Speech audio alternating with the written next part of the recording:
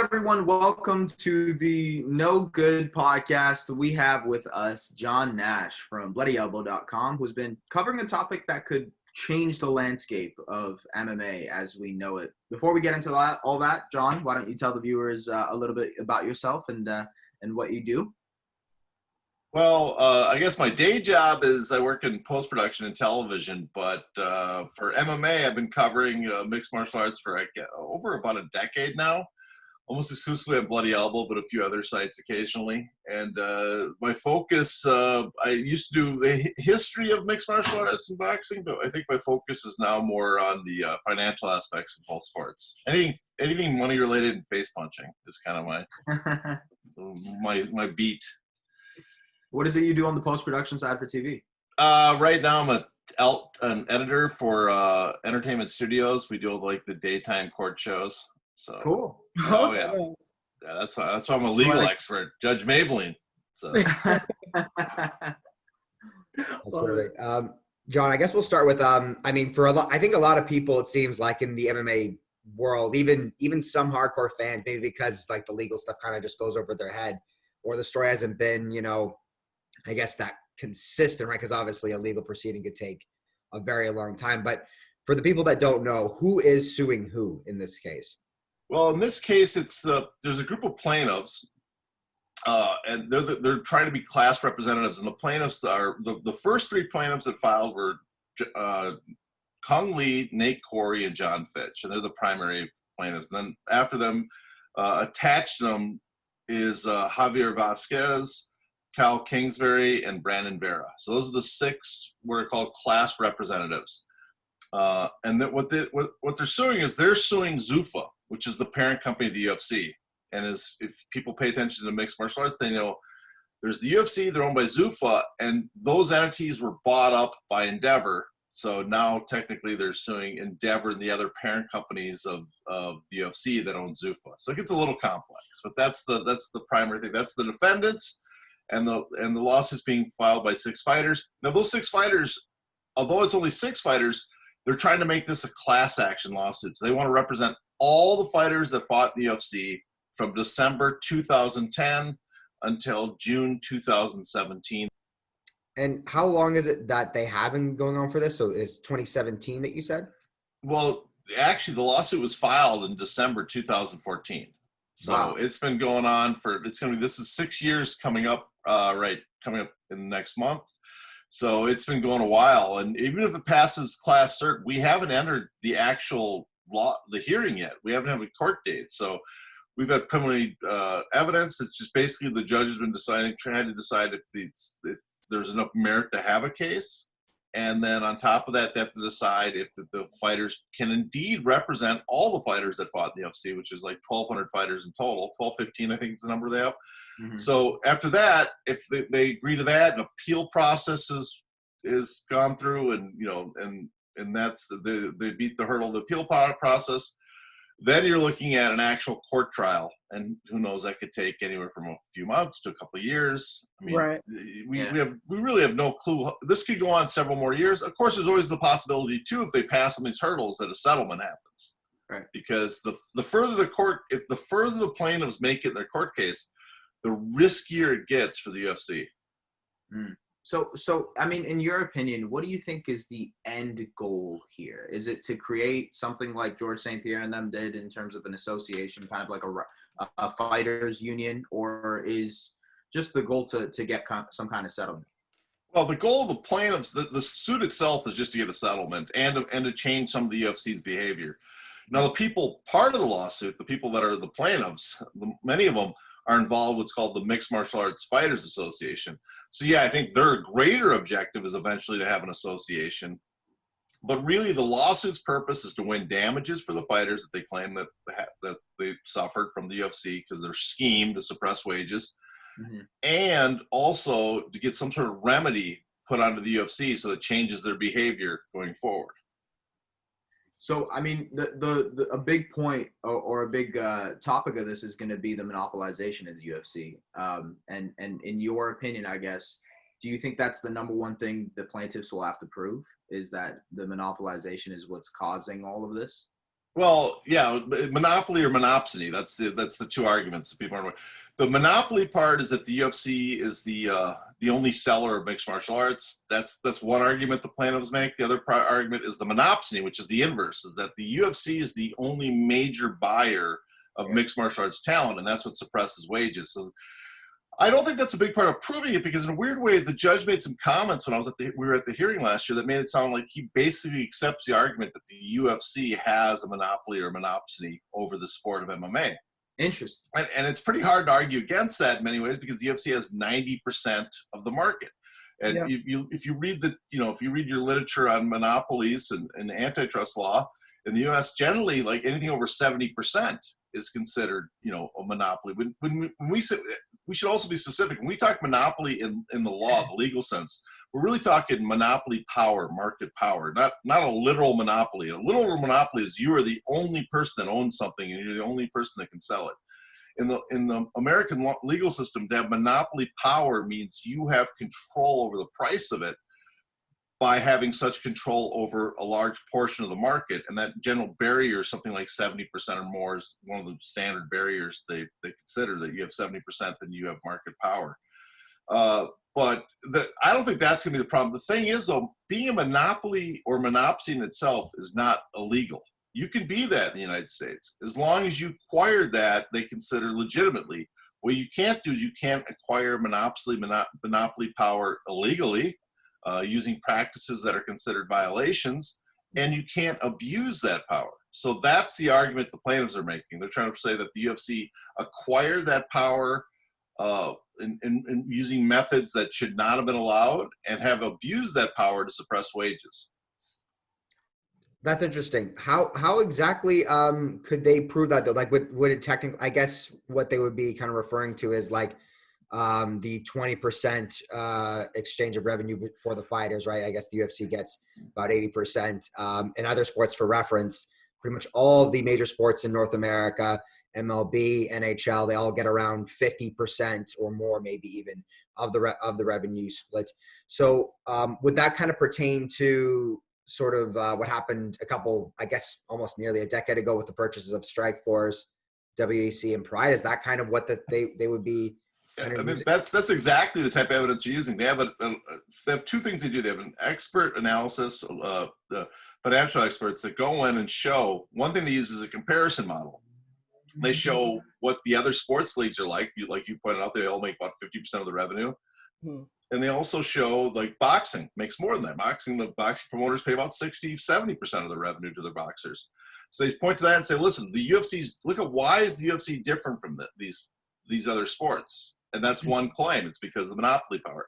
The other thing they show is that the wage share, the amount of money going to the fighters as a percent of the revenue of the UFC, has gone down over the years. And then they try to show that that's connected to how the UFC has purchased major promotions over the years and attained a greater and greater share of what they consider the elite fighters, the ranked fighters that make a difference in generating revenue. So as the UFC's share of fighters, top fighters, has gone up and have been signed to long-term contracts or exclusive contracts to the UFC, the share of revenue that they have to pay to the fighters, they try to show, has gone down. And now has flatlined for the last, 10 years at about 20%.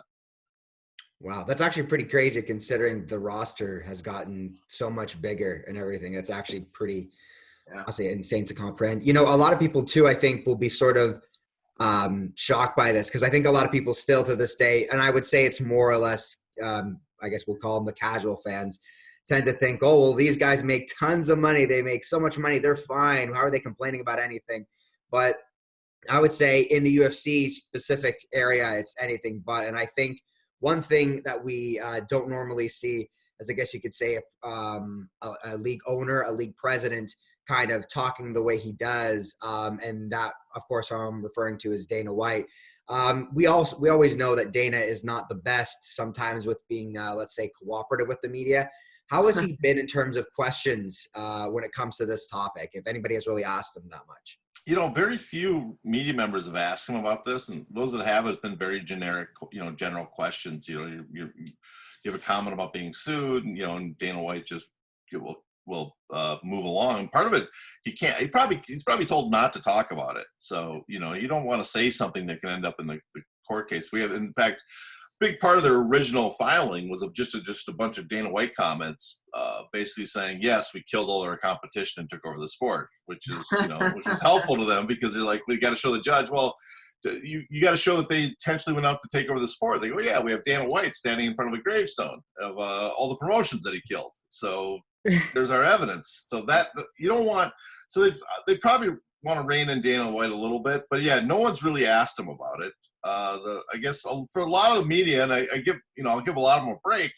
There's only a few of us that are following this case intently. So it's probably kind of hard for your general media member who has a beat and has a bunch of questions that he's supposed to ask about the upcoming, who's going to fight who and who's scheduled, who's sick and who's hurt, to go, oh yeah, really get in depth about the antitrust suit. We need some questions about that. So I can understand a lot of them saying, well, maybe I'll kick that can down the road, because it's not like the suit's gone anywhere for a while. So they don't have to be in a hurry. It's going to be here for a while.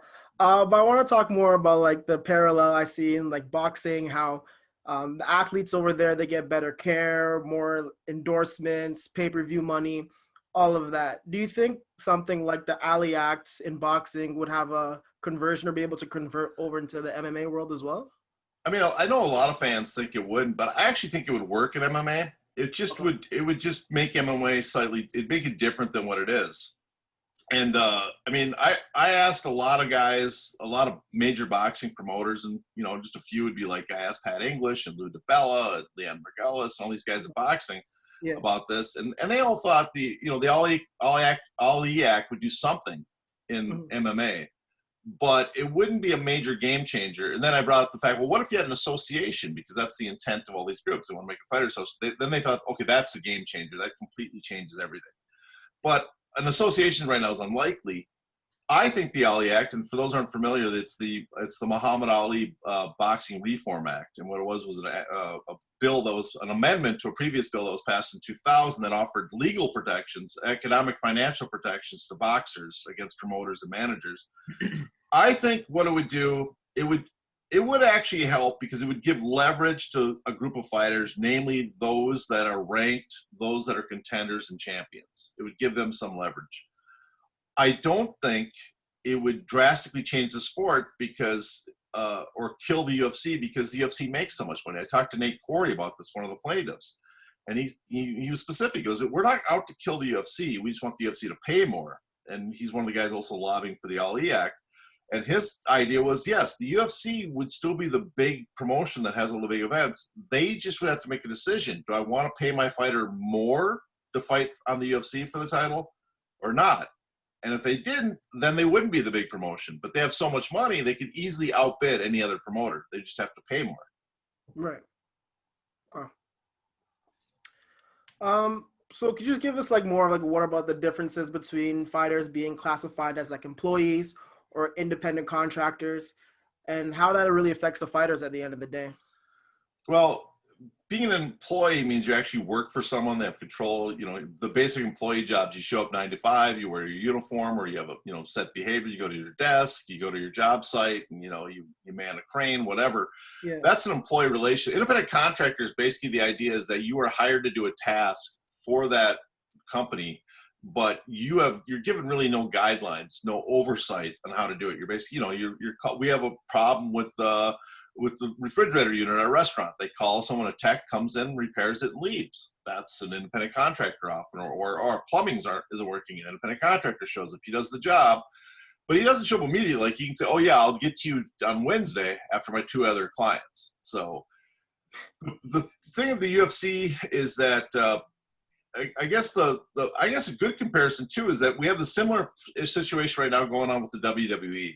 There was a wrestler the other day said they wanted to form a union. I think this was after she was released by the WWE, and SAG-AFTRA contacted her. And to me, it's a no-brainer. I'm not a big pro wrestling fan. I haven't watched it since like the late 80s, but when I was a big fan back then. But to me, it's a no-brainer that the professional wrestling, WWE wrestlers are employees. the WWE books them in matches. They go from event. Even though they, as independent contractors, they have to drive themselves or find their own transportation, have to book their own hotels. They have to show up several times a week at a location and actually doing a wrestling match. They're kind of told what to do during the match. Who's going to win, who's going to lose. They have control over how you perform and what your appearance is and who your character is. So that's a lot of control. And then you go on TV shows and they actually script it for you.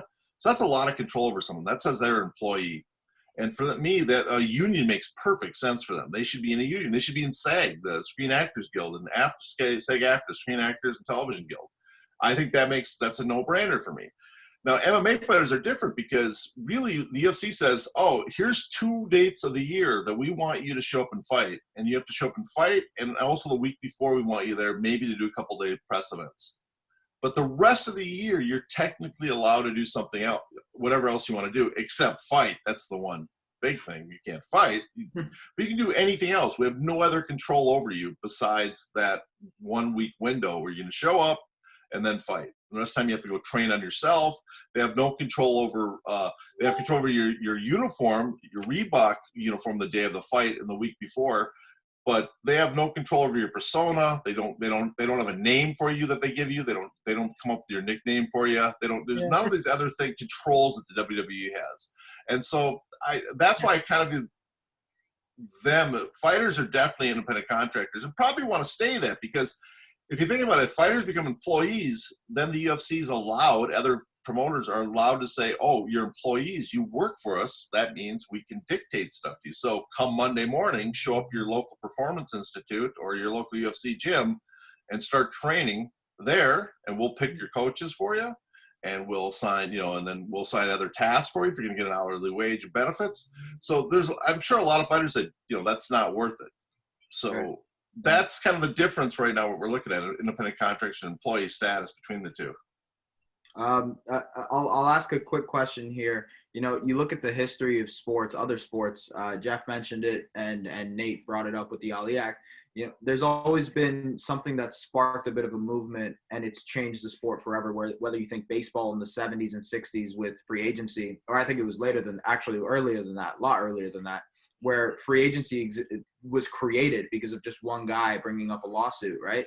And now you move all the way to the UFC, and they're in a similar situation where the sport has to change and adapt into a new direction. Do you think this lawsuit has the potential to make that happen? I think potentially. It depends on the outcome. It's also potential it doesn't do anything. I mean, it's a wide range. But yeah, you're right. Baseball was the Curt Flood lawsuit in the decided in the 70s, but actually was the case right after that. We won't get into all the semantics and all the little pedantic stuff. But yeah, it was free agency, because if you look at baseball, very similar to MMA, they even had a union, and baseball wages were like an 18% of all the revenue went to the players in the late 60s, early 70s. Even with the union, what changed is when they got rid of the reserve clause, suddenly free agent came. Suddenly you saw every year it just skyrocketing from 18% to 27% in 1 year, the next year 35, then 43. And same with the NFL. When eventually they had the white ruling in the early 90s, they went from having 30, 40% of the revenue and suddenly like 60, 70% of the revenue for a short period of time until they renegotiated the collective bargaining agreement, because the owners literally could not pay that much and stay afloat. Yeah. So this case, yes, I think it could potentially bring about change. It could do nothing if they lose the lawsuit, if it ever gets thrown out, if they lose appeal, then yeah, it's not going to do much. But let's say it goes all the way through and the UFC settles, or the judge decides. I mean, one of the things they're asking for is a remedy by the judge, and they have a couple examples. If you look through the court filings of what they're kind of asking for. And basically what they're asking for is, at least for a period of time, the UFC contracts can only be like a year or two long maximum, even with options and championship clauses. And I think that would be an incredible game changer in the industry, because the UFC would be really forced to pay a lot more money to the fighters if they can only sign them at 2-year maximum contracts. Right. Because if you're a Nate Diaz and you're upset with or a Conor McGregor and you're upset with your contract offer, well, all you have to do is basically say, I'm going to finish out my contract or not fight for the next year, and let the 2 years go up, and then become a free agent. And then there's this big fight between me, Conor McGregor, and Nate Diaz that we can just hold our own. Now, maybe we can't do as much business as the UFC can do, but we get to keep all the money. So the UFC at least has to match that, what we could do on our own, which is a lot more than what the UFC currently pays their fighters, 20%. So you'd have that. Then you'd also have other promoters looking around, just, they're smacking their lips, just drooling, because there'd be a whole bunch of fighters, maybe not the very top guys, but there'd be a bunch of noticeable, recognizable fighters. The next guys down, the Dustin Poiriers, the Justin Gaethjes, all these guys that, if the UFC wasn't paying enough, you'd suddenly, instead of having one free agent entering the market every couple, 6 months, you'd have like 10, 20, 30, 40, whatever, every year potentially entering the market. So suddenly you could have a whole roster of fighters on the left field that you didn't have a year before. Competition skyrockets. It could, yes. And the UFC's decision would be, do we still want to be the best promotion? Do we still want to have all the best here? Yeah. In which case, obviously, the UFC's wage shares have to go much higher than 20%. Mm-hmm. John, since we're running out of time, I'll just ask you one more thing. Obviously, as you've noted right off the top, this lawsuit has taken a very long time. For fans kind of looking out for this sort of thing, and just all of us in general, how much longer, if you were to guess, how much longer could this process take? It could take a long time. It could take several years. I mean, we have a big date coming up November 23rd. The judge has a hearing. We're probably going to file before that. We're under the impression that he's going to grant class certification to the fighters.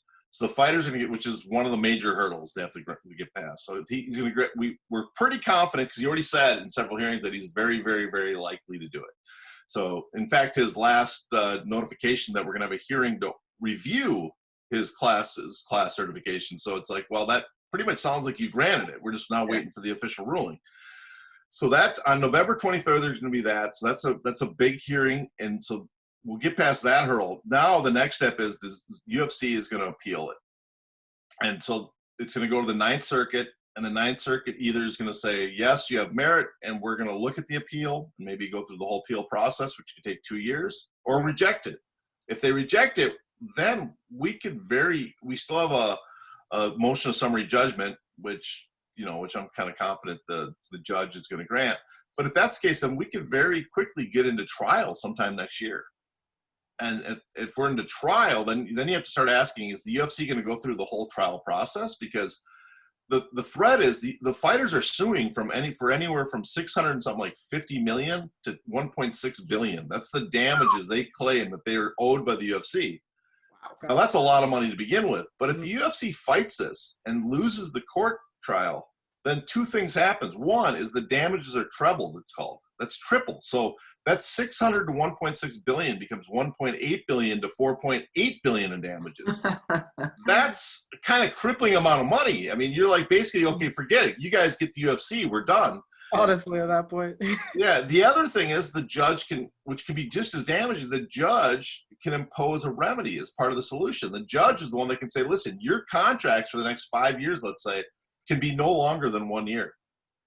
And that's like, okay, not only do we have to pay a lot of damages, but our whole business model has been destroyed, where we don't have fighters long-term. We have to keep re-signing them at greater and greater payouts.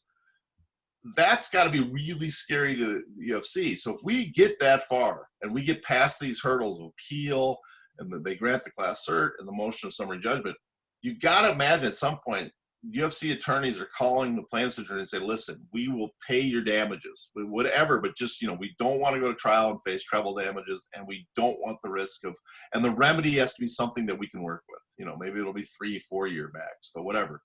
But it has to be not nearly as draconian as what we fear might happen in the courtroom.